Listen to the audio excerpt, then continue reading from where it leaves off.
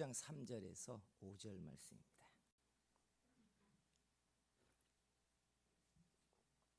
로마서 3장 6장 3절에서 5절입니다. 말씀 봉독해 드립니다. 무릇 그리스도 예수와 합하여 세례를 받은 우리는 그의 죽으심과 합하여 세례를 받을 줄을 알지 못하느냐. 그러므로 우리가 그의 죽으심과 합하여 세례를 받음으로 그와 함께 장사되었나니 이는 아버지의 영광으로 말미암아 그리스도를 죽은 자 가운데서 살리심과 같이 우리로 또한 새 생명 가운데서 행하게 하려 함이라. 만일 우리가 그의 죽으심과 같은 모양으로 연합한 자가 되었으면 또한 그의 부활과 같은 모양으로 연합한 자도 되리라. 하나님의 은혜가 오늘 예배 가운데 가득하고 부활의 생명과 능력이 우리 심령을 충만하게 만들어 주시기를 축복합니다. 옆에 있는 분에게 이렇게 손 들고 오늘은 축복해 주세요. 하나님의 은혜가 해같이 비치십니다. 이렇게 해주세요. 아멘. 패키지 여행 가보셨습니까? 젊은 분들은 잘 안 가지만 나이 드신 어른들은 아마 패키지 여행을 자주 다니셨을 겁니다. 패키지 여행을 선택하면 우리 알다시피 비행기 편이나 혹은 심지어 내 좌석이나 호텔의 호실이나 그리고 먹고 싶은 식당이나 가야 되는 관광지 이 모든 게 다 한꺼번에 묶여서 시작부터 끝까지 내가 선택할 수 있는 게 없이 따라 다녀야 되는 여행이 패키지입니다. 그래서 패키지 여행을 가는 분들은 가이드가 좀 좋은 사람이었으면 좋겠다 이런 생각을 하면서 대부분 다닙니다. 여행만 패키지가 아니죠. 사실은 결혼도 패키지라는 사실 아십니까? 지금은 목사님들 외에는 잘 안 합니다만 옛 어른들은 주례사를 할 때 빠지지 않고 한 말이 검은 머리가 팥뿌리가 될 때까지, 그리고 슬플 때나 병들 때나 그리고 좋은 때나 같이 하겠느냐라고 질문을 던지고 대답을 하게 했습니다. 인생이 따지고 보니까 패키지라는 얘기예요. 여러분의 패키지 결혼 생활은 어떠십니까? 좋은 짝을 만나셨습니까? 떼자니 쉽지 않고 그리고 얼떨결에 보니 내 패키지가 내가 생각한 것보다 훨씬 더 좋은 시리즈로 이어질 수도 있습니다. 오늘 이 부활의 날에 주님의 부활의 생명이 우리 속에 이렇게 패키지처럼 일어나게 되기를 소원합니다. 오늘 우리가 읽은 이 본문은 부활을 우리에게 소개하면서 이 부활이 예수 그리스도의 죽으심과 연합한 자들의 패키지라는 이야기를 하고 있다는 사실입니다. 부활을 잠깐 소개하자면 부활절은 예수님의 부활을 기념하는 것 1%, 그리고 99%는 우리들에게 일어날 부활을 고대하고 소망하는 게 부활절입니다. 그래서 주목해야 되는 게 나에게 도대체 언제 부활이 일어나느냐에 대한 이야기. 데살로니가 후서에 보면 부활이 예수 그리스도께서 재림할 때 일어나는데, 재림할 때 일어나는 그 부활에 순서가 있다고 말합니다. 첫 번째는 잠자는 자들이 깨어서 부활에 참여한다고 합니다.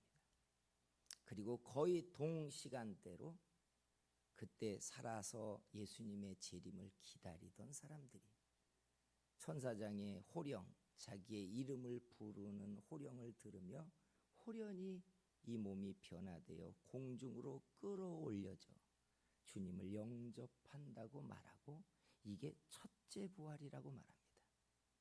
그리고 이 첫째 부활과 둘째 부활 사이에는 천년왕국이 있고, 첫째 부활에 참여하는 사람들에게는 특별한 혜택이 있는데 둘째 사망의 해를 받지 않을 것이다 라고 이야기합니다.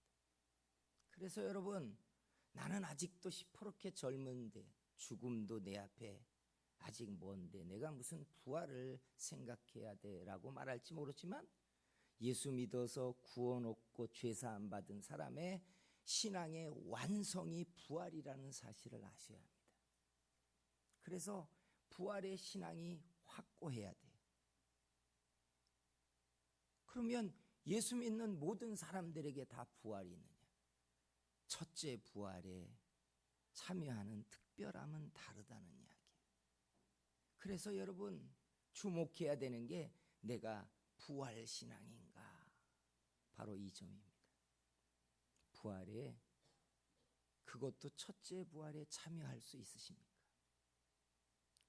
성도 여러분, 부활의 절기를 지킬 때마다 내 부활 신앙을 가만히 꺼내서 주께서 다시 오실 때 내가 그 부활에 참여할 신앙인지 한번 들여다보고 샘도해보는, 그래서 또 결단해보는 그런 시간이 되면 좋겠습니다. 우리가 읽은 이 본문 3절에 보면 패키지를 이렇게 설명해요. 줄여서 얘기하자면 3절에 세례는 그의 죽으심과 합하여 세례를 받는 것이라고 말합니다. 세례를 받으면서 예수 그리스도의 죽으심과 합하여지는 거라는 패키지가 된다는 뜻이에요. 5절은 이걸 조금 더 뜯어서 넓게 세밀하게 이렇게 설명합니다. 만일이 먼저 붙었어요. 우리가 그의 죽으심과 같은 모양이래요. 같은 모양으로 연합한 자가 된다면, 또한 그의 부활과 같은 모양으로 연합한 자도 된다라고 말합니다. 그러니 여러분, 예수님이 십자가에 달려 죽으시고 나는 그의 은혜로 구속받은 하나님의 자녀로 살고 있지만, 성경은 정확하게 누가 예수 그리스도의 부활처럼 패키지로 묶여서 부활에 참여하는지를 분명히 말하고 있어요. 누구라고요? 예수님과 같은 모양으로 자기가 죽으심에 참여한 연합된 자라고 말해요.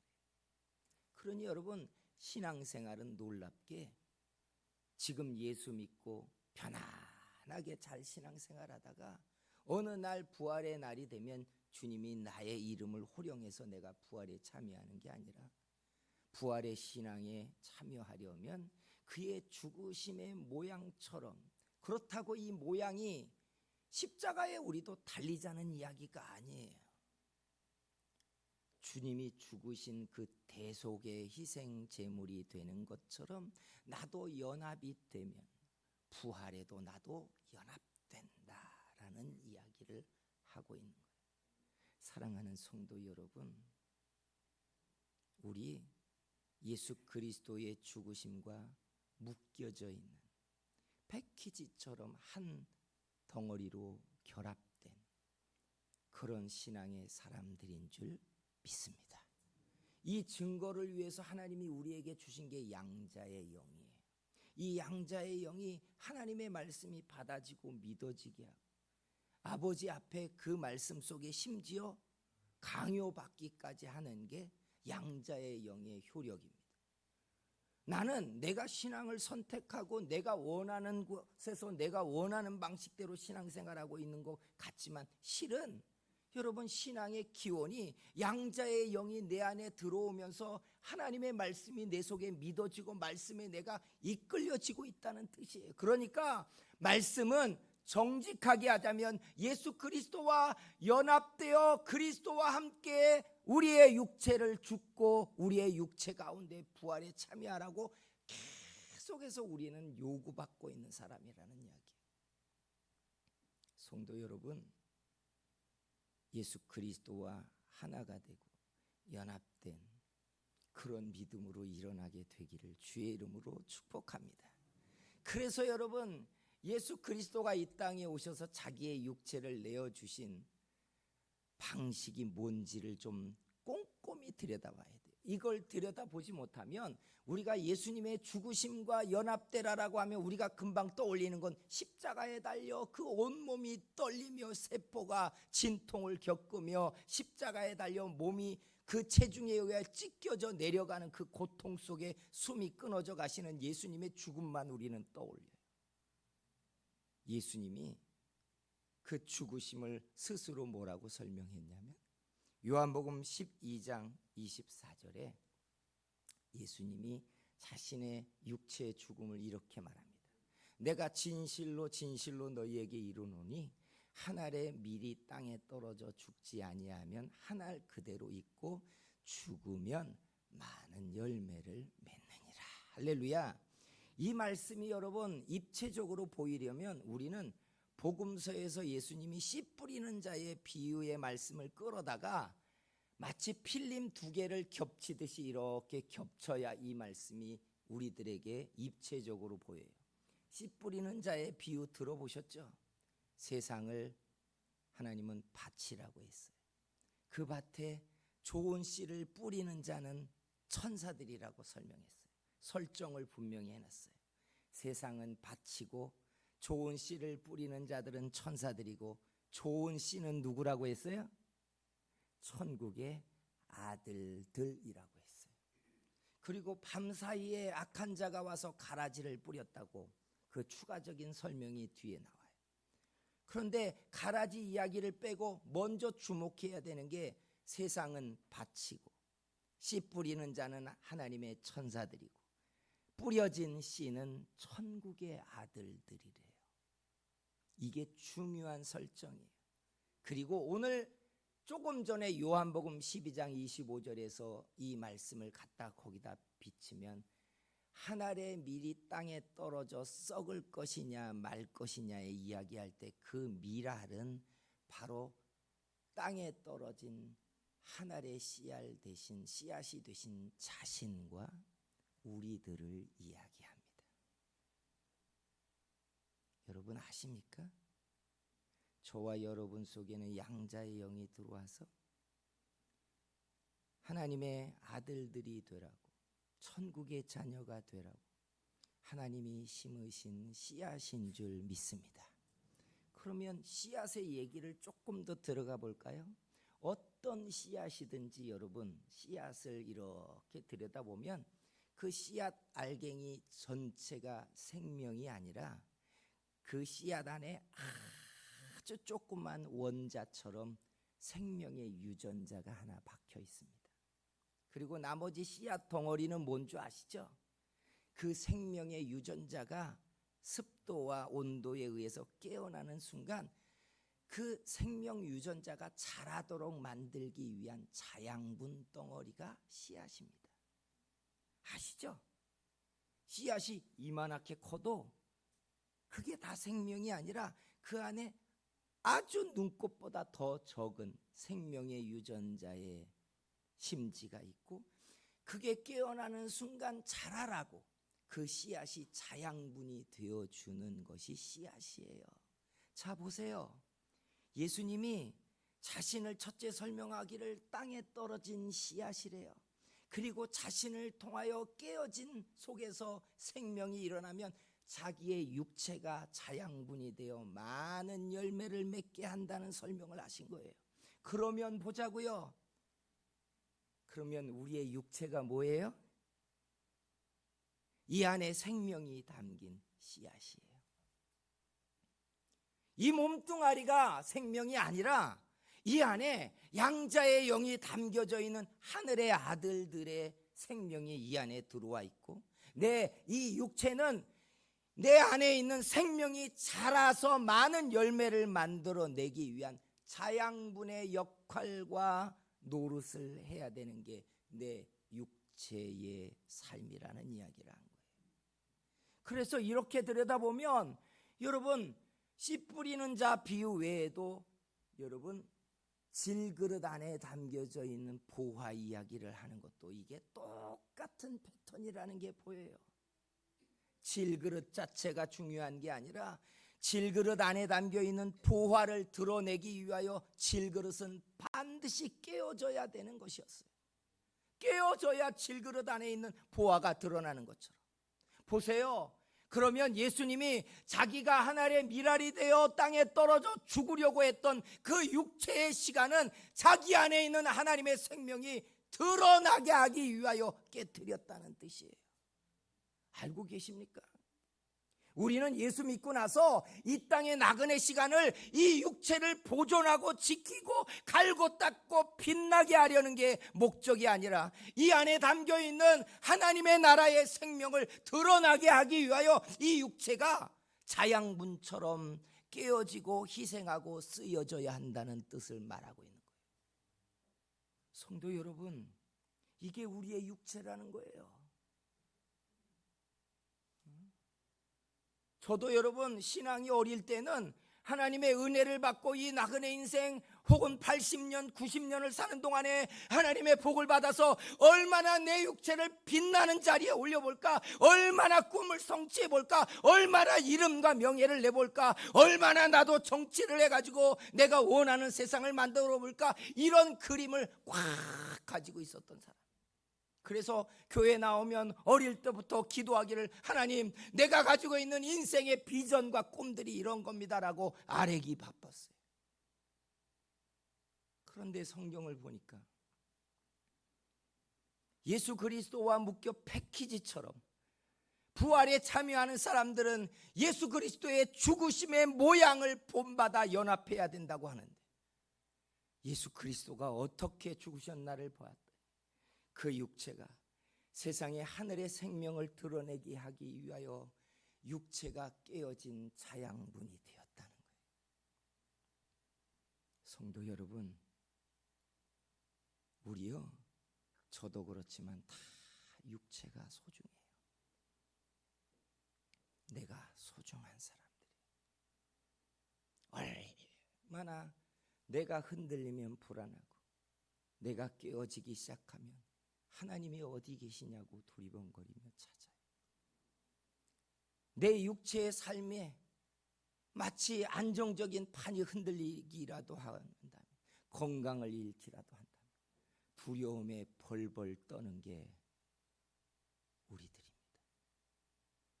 그래서 하나님의 복을 받는 것은 마치 육체가 잘 되는 걸 하나님의 복을 받는 것이라고 우리는 생각해요.